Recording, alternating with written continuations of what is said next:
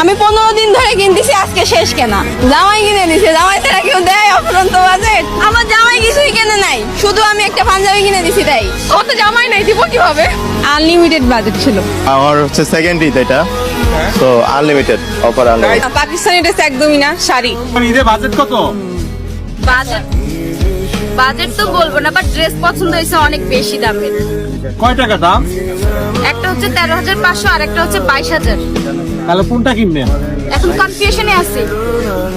দুইটাই সুন্দর, দুইটাই সুন্দর। এখন ইচ্ছা বলে তো কথা নাই, কারণ 22,000 টাকা দিয়ে যদি এটা কিনি, আমার আসলে ওকেশন ছাড়া পরা হয় না। আবার 13,000 টাকার 500 যেটা, ওইটাও ওকেশন ছাড়া পরা যাবে না। তো কনফিউশনে আছি, দেখা যাক কোনটা কিনি। একটা হচ্ছে আনজারা আর একটা হচ্ছে মিলানা। এইবার ঈদে আপনার বাজেট কত? আপু, শ্বশুর বাড়িতে আবার কিসের বাজেট? যা কিনে দিবে তাই।